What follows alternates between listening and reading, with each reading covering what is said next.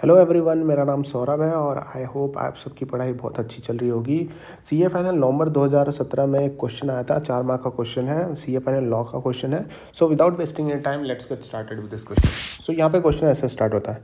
Mister जियान जो Indian citizen है वो होल्ड करते हैं 25% of paid up share capital of ल्यूरल स्टेवन लिमिटेड।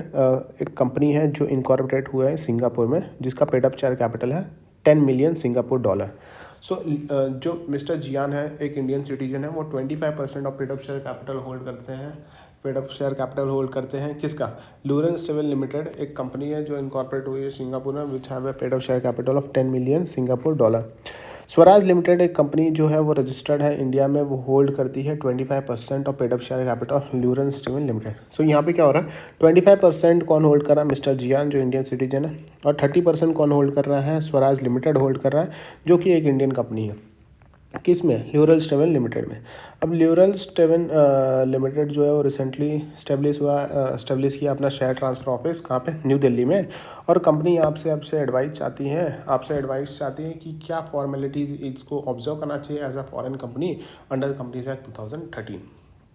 तो अगर हम बात करें formalities to be observed by the foreign company, तो सबसे पहले हमें डिफाइन करना पड़ेगा व्हाट इज़ फॉरेन कंपनी। तो section 2 subsection 42 of the companies act 2013 define करता है foreign company means a company और या फिर body corporate, means a company या फिर बॉडी कॉर्पोरेट जो इनकॉर्पोरेट हुई है आउटसाइड इंडिया, लेकिन जिसका प्लेस ऑफ बिजनेस इंडिया में है, चाहे बाय इटसेल्फ और थ्रू एन एजेंट, फिजिकली और through an electronic mode. And क्या करती है? एंड कंडक्ट करती है बिजनेस एक्टिविटी इंडिया में या फिर any other manner. In India में क्या करती है? बिजनेस एक्टिविटी करती है एनी अदर मैनर में। So section 386 of the companies act 2013 बोलता है, इंटरप्रेट करता है प्लेस ऑफ बिजनेस यहाँ पे क्या आएगा? Place of business means includes a share transfer और रजिस्ट्रेशन ऑफिस। शेयर ट्रांसफर या फिर रजिस्ट्रेशन ऑफिस को भी प्लेस ऑफ बिजनेस के अंदर इंक्लूड किया गया है।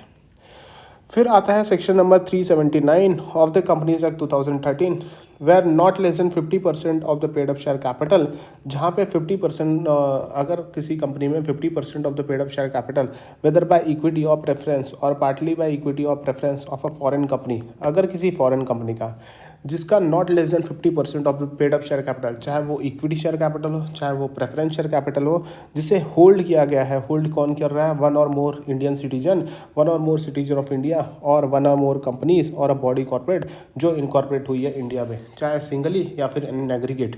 Such company shall be comply with the और ऐसी कंपनी जिस कंपनी में यहाँ पे इंडियन सिटीजन या फिर इंडियन कंपनीज अगर होल्ड करती है 50% या उससे ज़्यादा, तो उस कंपनीज को यहाँ पे कंप्लाई करना पड़ता है चैप्टर 22 सेक्शन 379 टू सेक्शन 393, जो कि लगता है कंपनीज इनकॉर्पोरेटेड आउटसाइड इंडिया के ऊपर।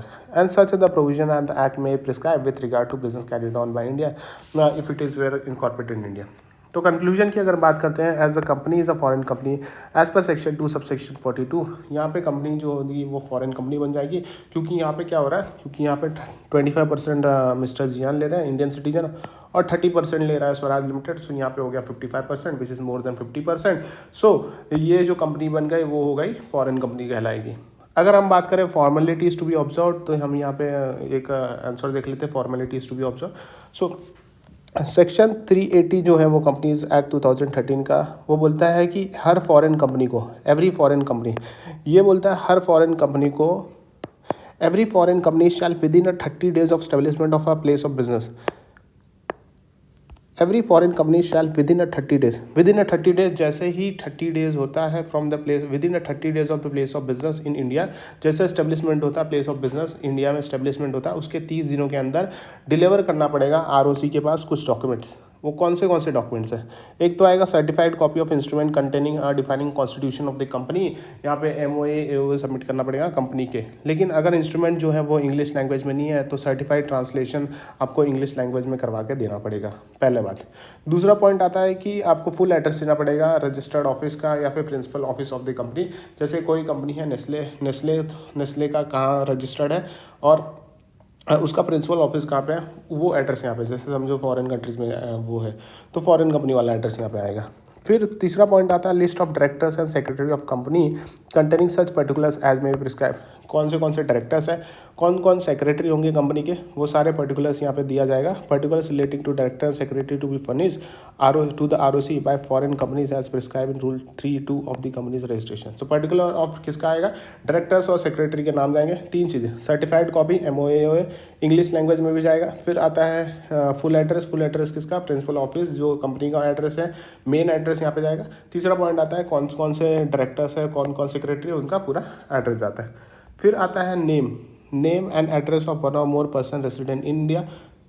नेम और एड्रेस किसका, नेम और address of one or more person resident, जो पर्सन है रेसिडेंट इंडिया में है, जो ऑथराइज किया जाएगा, जिसको ऑथराइज किया जाएगा कि वो एक्सेप्ट करेगा on behalf of the company service of any, कोई नोटिस अगर यहाँ पे ROC भेज रहा है या फिर कहीं से नोटिस आ रहा है या फिर अदर डॉक्यूमेंट आ रहा है, तो उसे रिसीव कौन करेगा, उस पर्सन को ऑथराइज किया जाना चाहिए। सो वो पर्सन कौन हो सकता है, पर्सन रेसिडेंट इन इंडिया का होना चाहिए। फिर आता है full address of the office of the company in India which is deemed to be principal place of business in India. पहले तो हमने यहाँ पे बता दिया था कि main full address of the registered जो मेन प्रिंसिपल ऑफिस जो था वो कंपनी का, और यहाँ पे इस वाले पॉइंट में आता है कि जो कंपनी है उसका इंडिया में कौन सा रजिस्टर्ड ऑफिस है वो बताना पड़ेगा यहाँ पे। फिर आता है नेक्स्ट वाला पॉइंट की particulars of opening and closing of business in India on earlier occasion, कि अगर पहले कभी इंडिया में उसने बिजनेस ओपन किया था तो उसका भी आपको पर्टिकुलर्स देना पड़ेगा कि कब ओपन किया था, कब क्लोज किया था, कहाँ पे उसका प्लेस ऑफ बिजनेस है, वो सारी चीज़ें बतानी पड़ेगी। उसके बाद आता है डिक्लेरेशन देना पड़ता है। डिक्लेरेशन दैट कोई भी डायरेक्टर जो है कंपनी का या फिर ऑथराइज रिप्रेजेंटेटिव है इंडिया में, वो कभी भी कन्विक्ट नहीं हुआ या तो डिबार्ड नहीं हुआ from the formation of the companies and management in India और इन अब्रॉड, चाहे इंडिया में हो चाहे अब्रॉड में। फिर लास्ट वाला पॉइंट आता है any other information as may prescribe by the act या फिर सेंट्रल गवर्नमेंट। और ये सारी चीज़ें यहाँ पे आप कहाँ डिलीवर करोगे, ये डॉक्यूमेंट सर डिलीवर किया जाएगा। Such document where the foreign company is required to deliver to ROC deliver किया जाएगा। और ROC कौन सा वाला ROC registrar having jurisdiction over new Delhi वाला ROC पे ये सारे डॉक्यूमेंट यहाँ पे जाएंगे। तो फटाफट यहाँ पे डॉक्यूमेंट देख लेते हैं। एक तो सर्टिफाइड कॉपी ऑफ MOA, ठीक है, full address of the registered या फिर principal office of the company, फिर डायरेक्टर का लिस्ट जाता है, सेक्रेटरी का लिस्ट जाता है। फिर यहाँ पे ऐसे पर्सन रेसिडेंट इंडिया जिसको ऑथराइजेशन दिया गया कि वो एक्सेप्ट करेगा कंपनी के बिहाफ पे कोई डॉक्यूमेंट या फिर नोटिस इशू हुआ। फिर आता है full address of the company जहाँ पे इंडिया में जो रजिस्टर्ड वो वाला एड्रेस आएगा। और फिर F वाला पॉइंट आता है कि कभी पहले ओपन किया था या फिर क्लोज किया था place of business India earlier location में, तो वो सारी डिटेल देनी पड़ेगी। और लास्ट में एक डिक्लेरेशन आता है कि अगर यहाँ पे डिक्लेरेशन की डायरेक्टर जो ऑथराइज रिप्रेजेंटेटिव है जो है कंपनी के, वो कभी भी कन्विक्ट नहीं हुए थे या डिबार्ड नहीं होते from the formation of the companies and management in India या फिर अब्रॉड।